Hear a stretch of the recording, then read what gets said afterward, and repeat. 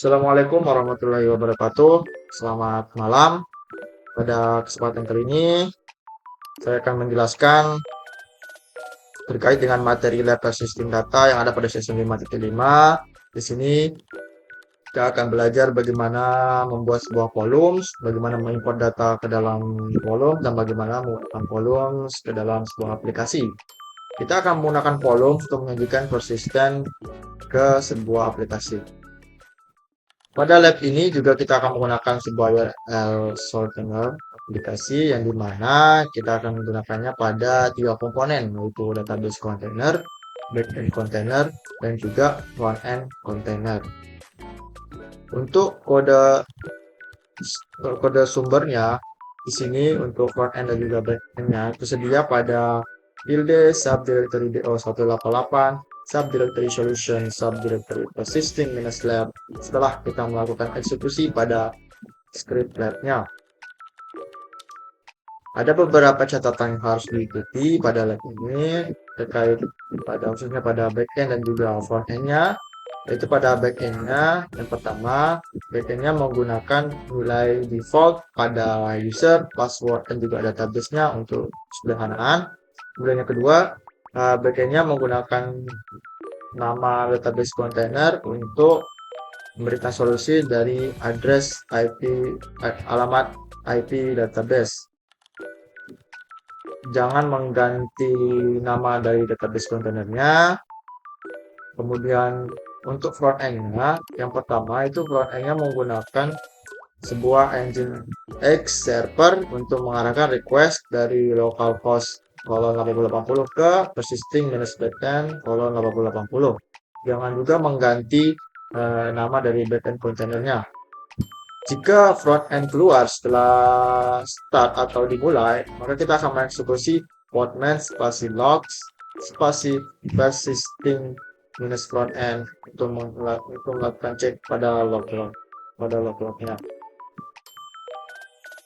Kemudian di sini catatan yang perlu diingat yaitu aplikasi bisa menjadi unresponsive setelah kita menghentikan setiap kontenernya. Jika itu terjadi, maka kita harus stop atau menghentikan semua kontainer dan kita akan memulai dengan urutan kontainer yaitu database, backend, dan juga frontend. Untuk sebagai user student pada workstation machine ini kita bisa memulai labnya dengan perintah yaitu lab spasi start spasi persisting minus lab. Kita copy saja langsung di sini, kemudian kita pastekan di terminalnya. Setelah itu kita enter. Kita akan tunggu verifikasi klasternya. Nah, setelah itu dari script dari labnya ini akan terus menerus mengevaluasi setiap objektivitas yang ada pada labnya. Jadi kita membiarkan scriptnya tetap berjalan di terminal ini. Dan jika ingin komplitkan atau menyelesaikan semua objektifnya, maka kita butuh membuka sebuah terminal baru. Kemudian saja. Setelah itu baru kita bisa memulai dari instruksi yang pertama. Yaitu instruksi pertama di sini kita akan membuat sebuah nama volume dengan mengikuti beberapa parameter yaitu volumenya dengan sebuah volume yaitu dengan nama postgres-port, kemudian volumenya memiliki contents yang ada pada file yaitu tilde subdirectory do188 subdirectory lab subdirectory persisting minus lab subdirectory postgres-port.tar.js. Solution saja. Ada dua solusinya. Satu yang pertama yaitu kita akan membuat sebuah volume dengan perintah di bawah ini. Kita bisa langsung copy saja. Dokumen spasi volume spasi create spasi postgres minus port. Ini kita enter. Setelah itu baru kita bisa lanjutkan ke langkah 1.2 yaitu kita akan mengimport file ke volume yang dimana dari tilde subdirectory -88, subdirectory lab, subdirectory persisting -lab, subdirectory postgres -all, data.js. Kita bisa langsung bisa aja di sini. Kemudian kita pastekan, lalu menggunakan open text dialog karena lebih dari satu baris. Ada error, dan kita save. Jika berhasil, maka kita bisa lanjut ke langkah yang kedua. Setelah itu kita enter. Nah, baru bisa lanjut ke langkah yang kedua, yaitu kita akan memulai sebuah aplikasi database kontainer dengan mengikuti beberapa parameter berikut. Pertama, kita akan memanggil kontainer dengan nama persisting-db. Kemudian kita akan memulai kontainer di dalam background atau latar belakang. Kemudian kita akan menghidupkan kontainer network dari persisting-net dengan perintah persisting-net. Kemudian kita juga akan menggunakan beberapa environment variables, yaitu pertama PostgreSQL underscore password sama dengan PostgreSQL underscore user sama dengan user, PostgreSQL underscore database sama dengan db. Kemudian on progress -nya volumenya yang akan ke directory dengan subdirectory var subdirectory lib, kemudian subdirectory pg SQL subdirectory data.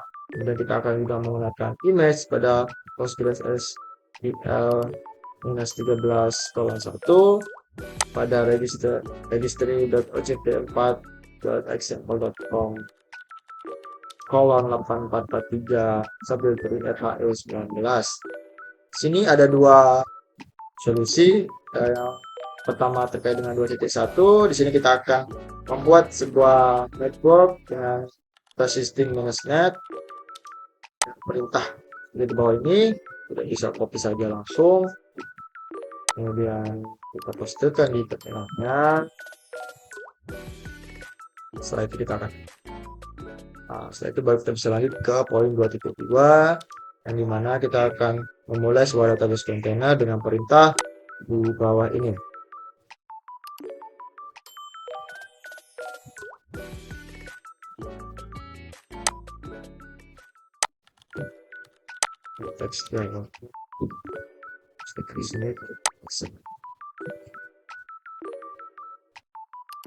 Di sini untuk mulai sebuah database containernya, beberapa parameternya sudah dijelaskan sebelumnya di atas.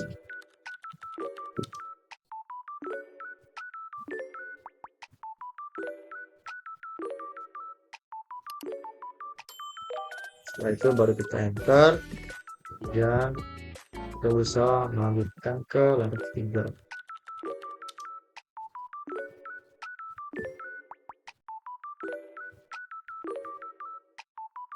Nah, setelah itu baru kita bisa lanjutkan ke langkah ketiga, itu kita akan memulai sebuah backend yang dimana kita akan memiliki beberapa parameternya.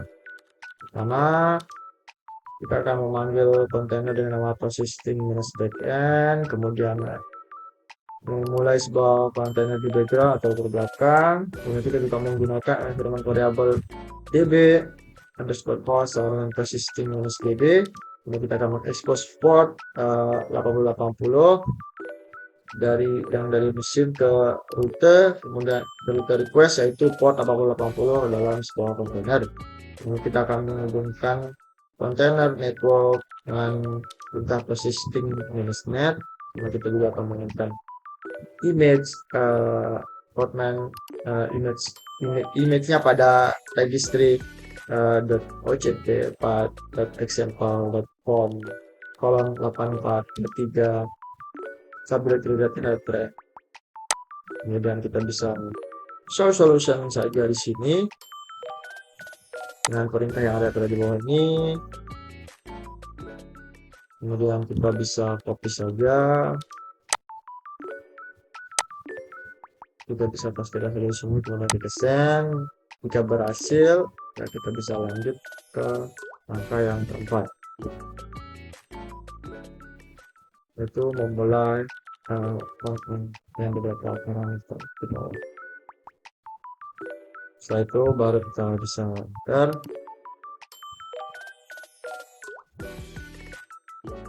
Kita tunggu sebentar.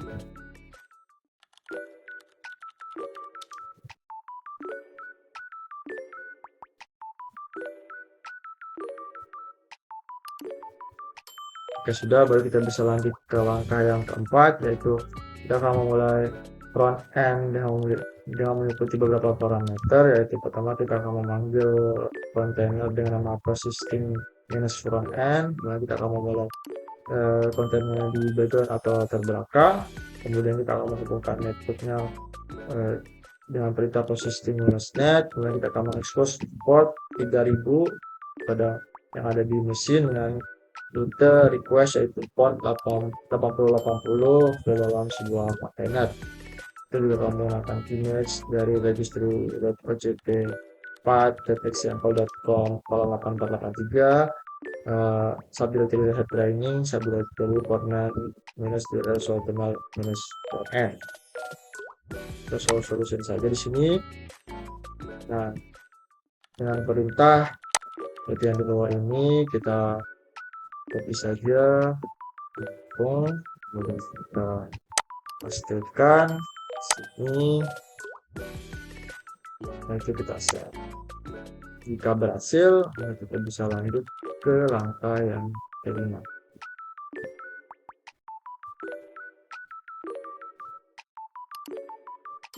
Kita enter saja.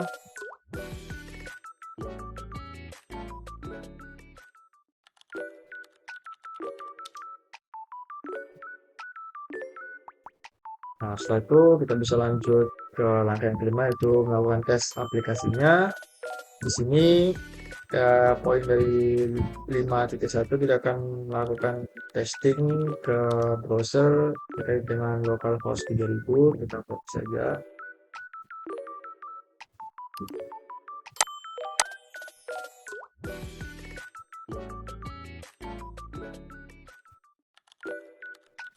Dari itu kita akan membuka browser dengan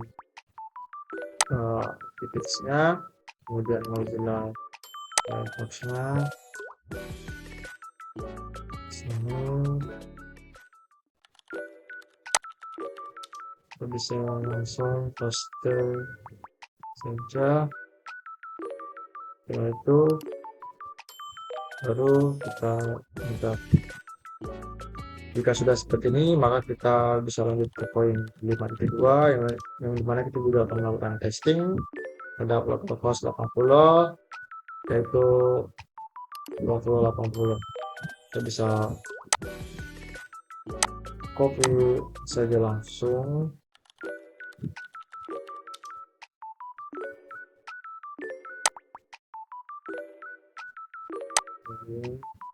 Kita pastekan.